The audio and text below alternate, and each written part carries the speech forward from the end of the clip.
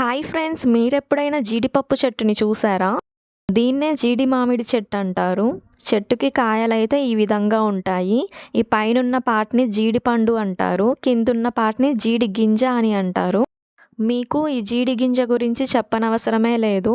మీ అందరికీ తెలుసు ఇందులో ఎన్ని విటమిన్స్, ప్రోటీన్స్ ఉంటాయో. ఈ జీడిపప్పుని మీరు రకరకాల స్వీట్ రెసిపీస్‌లో రోజు మీ డైట్‌లో యూజ్ చేస్తూనే ఉంటారు కదా! ఈ జీడి గింజ పైనున్న పండుని జీడి మామిడి పండని అంటారు. ఇంగ్లీష్‌లో క్యాష్యూ యాపిల్ అని అంటారు. ఈ ఫ్రూట్ యెల్లో కొంచెం రెడ్ కలర్‌లో ఉంటుంది. కానీ ఈ జీడి మామిడి పండయితే పండిన తర్వాత చాలా త్వరగా పాడవుతుందండి. కాబట్టి ఈ ఫ్రూట్‌ని ఎలా యూజ్ చేస్తారంటే, అందులో ఉన్న రసంని తీసి ఆల్కహాల్స్, జామ్స్ తయారు చేయడానికి ఉపయోగిస్తూ ఉంటారు. ఈ జీడి మామిడి పండుని మీరు డైరెక్ట్‌గా గూడా తినొచ్చు. టేస్ట్ అయితే సూపరుంటుంది.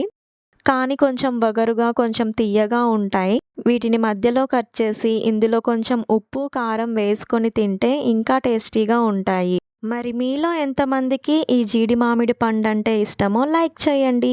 అలాగే మరెన్నో ఇంట్రెస్టింగ్ వీడియోస్ కోసం మన ఛానల్‌ని సబ్స్క్రైబ్ చేసుకోండి.